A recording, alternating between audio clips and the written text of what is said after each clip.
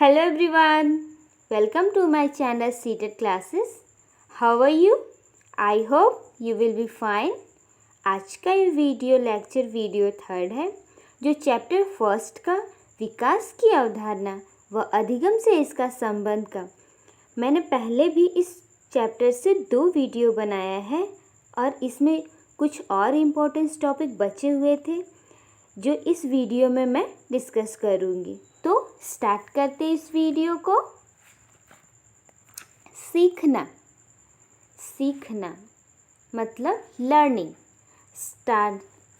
Certain, north, stage तथा चैम्पेन 1973 के अनुसार वो जो ये सारे वैज्ञानिक थे, सर्टेन, नॉर्थ, स्टेज तथा चैम्पेन 1973 के अनुसार सीखना को किस तरह से इन्होंने डिस्क्राइब किया है वो हम देख लेते हैं।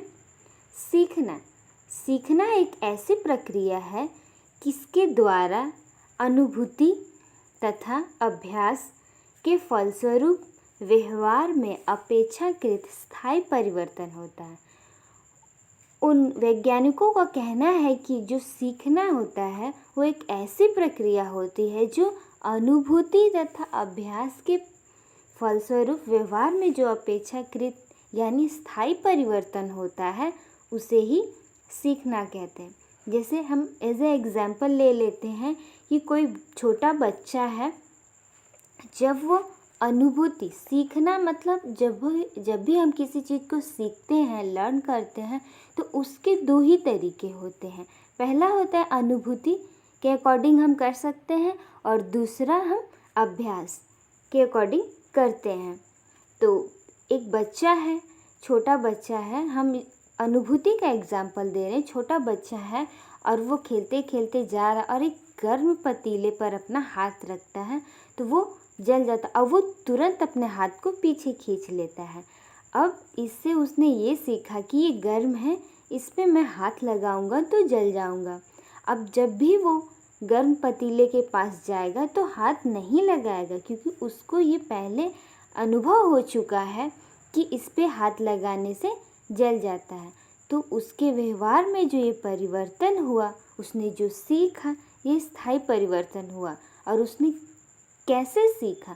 तो उसने अपने अनुभव से सीखा है कि वो गर्म पतीले पे हाथ लगाने से हाथ मेरा जल जाएगा। तो ये जो उसके स्थायी परिवर्तन हो, ये स्थायी हो गया, वो कभी भूल नहीं सकता है। तथा अभ्यास के व्यवहार में अपेक्षाकृत स्थायी परिवर्तन दूसरा होता है किसी भी चीज़ को अभ्यास कर कर के। जैसे बच्चे को हम लिखना सिखाते हैं तो वो एक ही बार में लिखना नहीं सीख पाते हैं, नहीं सीख सकते, कोई भी नहीं सीख सकता। तो हम उन्हें वही चीज़ को हर रोज़ प्रैक्टिस करा के, रोज़ उसको प्रैक्टिस करवा के, अभ्यास करा के तो हम उसको वो चीज़ सिखाते हैं। तो ये हुआ अनुभूति और अभ्यास। जो इन वैज्ञानिकों ने ये सीखने के लिए जो सीखने का मतलब समझाया है, सीखना एक ऐसी प्रक्रिया है जिसके द्वारा अनुभूति तथा अभ्यास के फलस्वरूप व्यवहार में अपेक्षाकृत स्थायी परिवर्तन होता है। ये तो था सर्टेन, नॉर्थ, स्टेज तथा चैम्पेन के अकॉर्डिंग। अब हम आगे देख लेते हैं मॉर्गन के अकॉर्डिंग कि उन्होंने सीखना को कैसे डिस्क्राइब किया है। अभ्यास या अनुभूति के परिणाम स्वरूप व्यवहार में होने वाले स्थायी परिवर्तन को सीखना कहा जाता है। मतलब इन्होंने भी उनकी थ्योरी को अच्छा माना है और सही माना है कि हाँ, अभ्यास और अनुभूति के अनुसार ही हमारे जो व्यवहार में स्थायी रूप से परिवर्तन होता है उसी को सीखना कहते हैं। अब हम लिली तथा रेलिक्स के अकॉर्डिंग देख लेते हैं कि उन्होंने क्या कहा है। तो देखते हैं हम लिली तथा रेलिक्स के अनुसार अभ्यास या अनुभूति से व्यवहार में धारण योग्य परिवर्तन को सीखना कहा जाता है। लिली ने भी यही कहा है कि अभ्यास या अनुभूति से व्यवहार में धारण योग्य परिवर्तन सीखना कहा जाता है। मतलब जो अभ्यास या अनुभूति से सीखा जाता है और हमारे व्यवहार में उनके वजह से परिवर्तन होता है तो उसे ही सीखना कहते हैं। तो आई थिंक आप लोग को समझ में आ गया होगा। अब हम नेक्स्ट देखते हैं निष्कर्ष। अब हम सीखना जो था वो समझ लिए लर्निंग कुछ राइटर्स के अकॉर्डिंग। अब हम इसके निष्कर्ष को देखते हैं। सीखना, पहला है सीखना व्यवहार में परिवर्तन को कहा जाता है। जैसे मैंने आपको बताया कि सीखना मतलब व्यवहार में परिवर्तन होता है हमारे। हम कुछ भी सीखते हैं तो उसके वजह से हमारे व्यवहार में जो परिवर्तन होता है उसे सीखना कहते हैं। सेकेंड है व्यवहार में परिवर्तन अभ्यास या अनुभूति के फलस्वरूप होता है।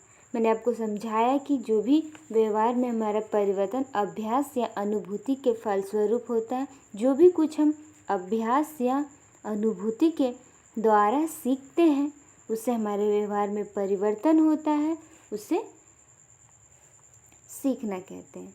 व्यवहार में अपेक्षाकृत स्थायी परिवर्तन होता है। मतलब सीखना जो है उससे हमारे व्यवहार में परिवर्तन तो होगा ही और वो भी स्थायी परिवर्तन होता है। 4 अधिगम यानी लर्निंग, अभ्यास या अनुभूति के परिणाम स्वरूप व्यवहार में होने वाले अपेक्षाकृत स्थायी परिवर्तन को सीखना या अधिगम कहते हैं। वही बात है इसमें भी कि अभ्यास या अनुभूति के परिणाम से जो व्यवहार में स्थायी परिवर्तन होता है उसे हम अधिगम कहते हैं यानी लर्निंग कहते हैं। आई होप आप लोग को समझ में आया होगा। अब हम नेक्स्ट देखते हैं। अब देखते हैं हम अधिगम की कुछ प्रक्रियाएं। अधिगम की प्रक्रिया जीवन पर्यंत तक है। मतलब जो अधिगम है वो हमारा कभी भी रुकता नहीं है, वो चलता ही रहता है। मतलब जीवन पर्यंत तक चलता ही रहेगा। यानी आप अपने जीवन में हर वक्त कुछ न कुछ अपने अनुभव और अभ्यास से सीखते ही रहते हैं। इसी को हम जीवन पर्यंत बोलते हैं। नेक्स्ट है अधिगम की प्रक्रिया जन्म के तुरंत बाद से प्रारंभ हो जाती है। मतलब जो अधिगम है हमारे जन्म के बाद ही तुरंत स्टार्ट हो जाती है और हम जीवन भर कुछ न कुछ सीखते ही रहते हैं। अब हम देखते हैं कि अधिगम के स्टेज कौन कौन से हैं। फर्स्ट है आपका शैशवावस्था में विकास एवं अधिगम, मतलब डेवलपमेंट एंड लर्निंग। मतलब शैशवावस्था में फर्स्ट है यह अवस्था जन्म से 6 वर्ष की होती है। मतलब जो आपका शैशवावस्था है वो कितने वर्ष तक रहती है? जन्म से लेकर 6 वर्ष तक आपका शैशवावस्था रहता है। सेकेंड पॉइंट, मनोवैज्ञानिकों द्वारा यह अवस्था सीखने की सबसे महत्वपूर्ण अवस्था होती है। मतलब कि जो हमारे मनोवैज्ञानिकों हैं उन्होंने कहा है कि शैशवावस्था जो होती है वो सीखने की सबसे महत्वपूर्ण अवस्था होती है। इस अवस्था में हम बालक को जो भी सिखाते हैं वो उनमें सीखने की अपेक्षा बहुत अधिक होती है। नेक्स्ट है इसे नींव की अवस्था भी कहते हैं। कहने का मतलब है कि इस अवस्था को नींव की अवस्था कहते हैं बच्चों के लिए। अब हम नेक्स्ट देखते हैं। इस अवस्था में बच्चे अनुकरण यानी दूसरों को देखकर ज़्यादा सीखते हैं।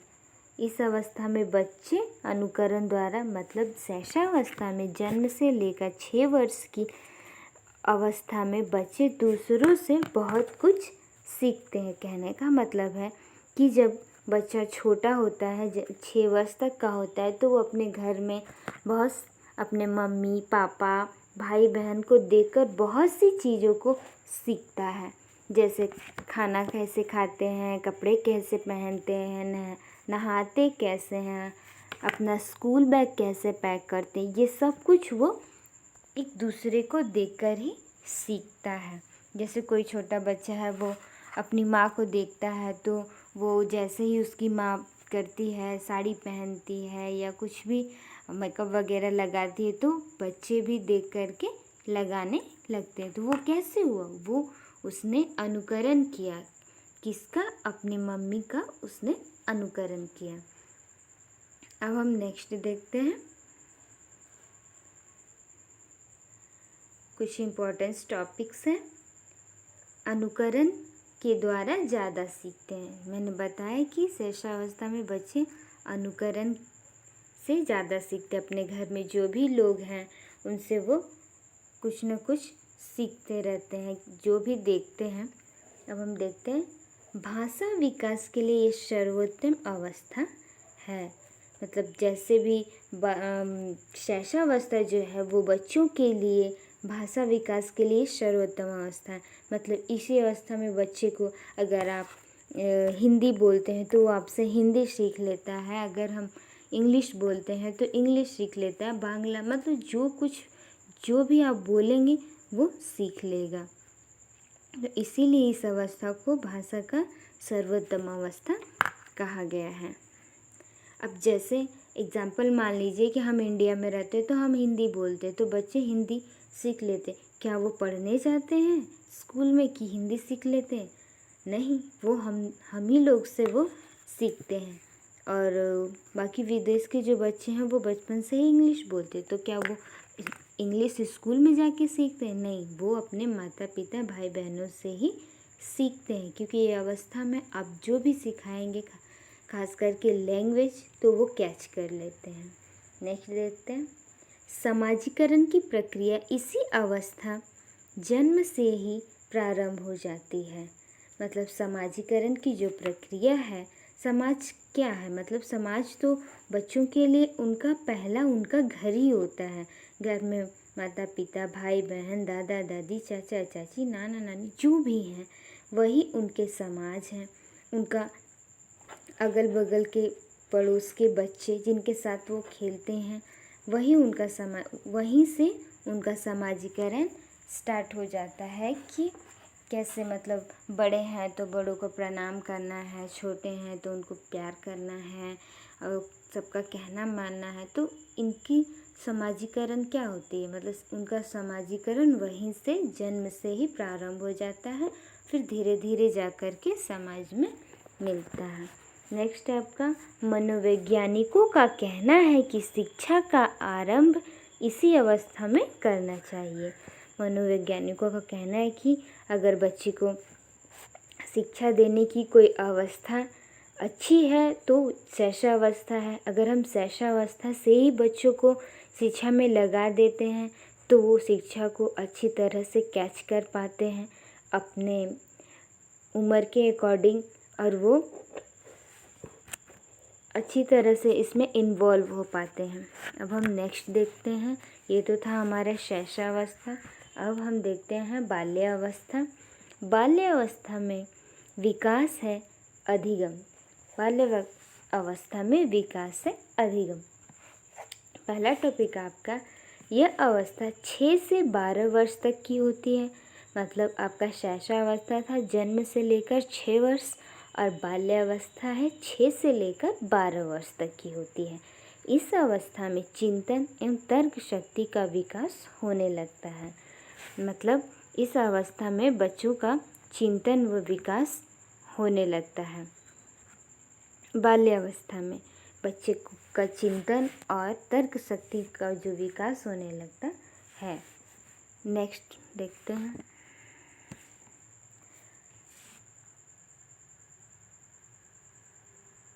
अब है शैशवावस्था में सीखने की गति बहुत करीब होती है, परंतु बाल्यावस्था अपेक्षा धीमी हो जाती है, परंतु सीखने का क्षेत्र व्यापक होता है। कहने का मतलब है कि शैशवावस्था में सीखने की गति बहुत करीब होती है, मतलब इसमें कुछ भी आप बच्चों को सिखाते हैं तो वो बहुत जल्दी कैच करते हैं, लेकिन यही उनके सीखने की जो गति है वो बाल्यावस्था में धीमी पड़ जाती है, परंतु सीखने का उनका क्षेत्र व्यापक हो जाता है। जैसे मतलब कि बच्चे को हम जब हम कुछ भी सिखाते तो वो सीखने के लिए हमेशा एक्साइटेड रहते हैं और जल्दी कैच कर लेते हैं, लेकिन बाल्यावस्था में ये तेज़ी उनकी धीमी पड़ जाती है। लेकिन जो क्षेत्र व्यापक होता है, मतलब अब बड़े बड़े चीज़ों को, जैसे कि पहले तो जानते थे कि ये रेड कलर का एप्पल है, लेकिन अब वो इस चीज़ों को सीखने लगेंगे कि एप्पल क्या है, फल है, सब्जी है, फिर हम एप्पल को क्यों खाते हैं, क्यों खाना चाहिए। ऐसे मतलब एज ए एग्ज़ाम्पल हम जो भी चीज़ वो सीखते हैं वो व्यापक तरीके से सीखते हैं, इसीलिए धीमी पड़ जाती है अपेक्षा शैशवावस्था के। नेक्स्ट है हमारा किशोरावस्था। किशोरावस्था देख लेते हैं। किशोरावस्था में विकास अधिगम, यह अवस्था 12 से लेकर 18 वर्ष तक की होती है। यहाँ पे है आपका सर्कल, 12 से लेकर 18 वर्ष तक की होती है। यह अवस्था बहुत ही कठिन अवस्था होती है, क्योंकि इस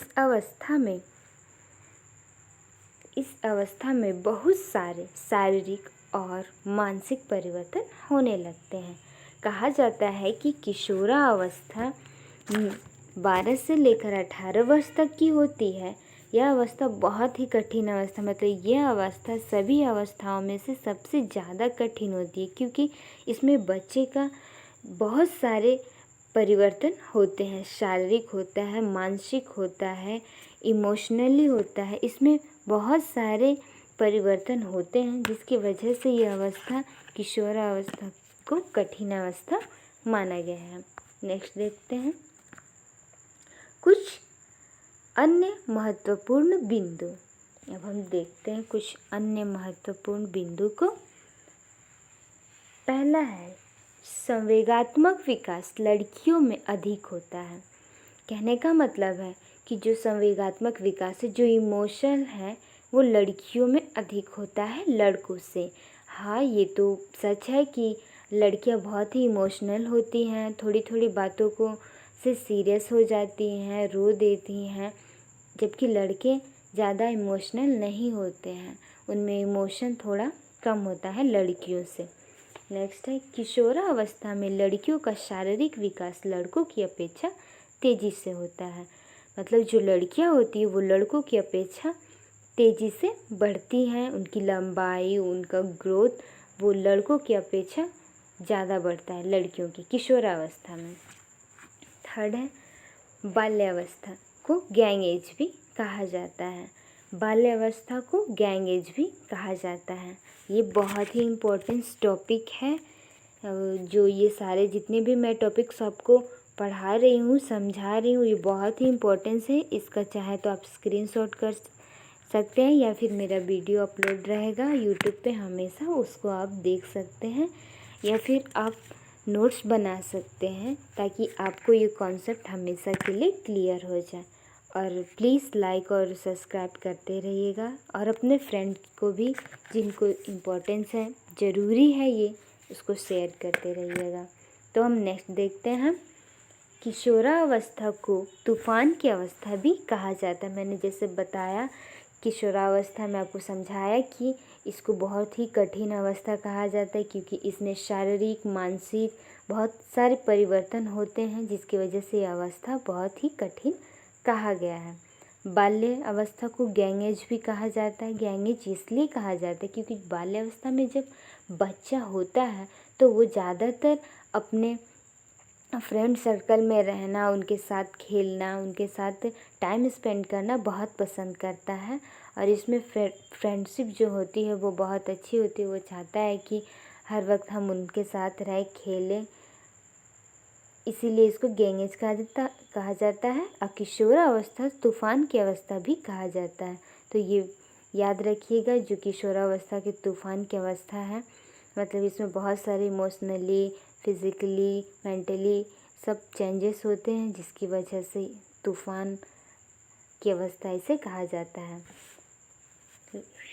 नेक्स्ट है, बालक के विकास में सबसे बड़ी भूमिका समाज की होती है, परंतु प्राथमिक भूमिका परिवार की होती है। कहने का मतलब है कि बालक का जो विकास होता है उसमें समाज की तो भूमिका होती है, लेकिन सबसे इम्पोर्टेंस होता है उसकी फैमिली का। हाँ, बच्चा जब जन्म लेता है, जन्म से लेकर के 2-3 वर्ष तक, 6 वर्ष तक वो अपने परिवार के साथ ही टाइम स्पेंड करता है और वहीं से सब कुछ सीखता है।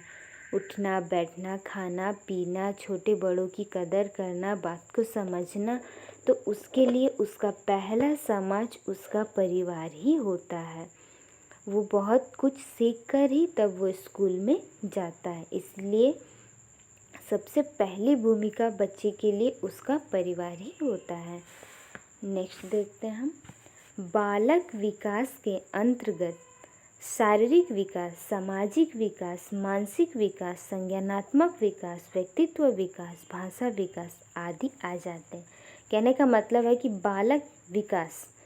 बालक का विकास के अंतर्गत ये सारे विकास आते हैं। उसमें शारीरिक विकास भी आता है, सामाजिक भी आ जाता है, मानसिक भी आ जाता है, संज्ञानात्मक भी आ जाता है, सोचने समझने की शक्ति, व्यक्तित्व का विकास, भाषा का विकास, ये सारे विकास बालक के विकास में आते हैं। बालक का विकास मतलब उसका सर्वांगीण विकास, उसका पूरी तरह से जो विकास हुआ वही उसका बालक के विकास के अंतर्गत ये सारी चीज़ें आ जाएंगी। ये जितने भी विकास है, शारीरिक, सामाजिक, मानसिक, संज्ञानात्मक, व्यक्तित्व विकास, भाषा विकास, ये सारे विकास। इसलिए जब भी बालक का विकास पूछे तो ये सारी चीज़ों को याद रखिएगा कि ये सारे विकास बाल विकास के अंदर ही आते हैं।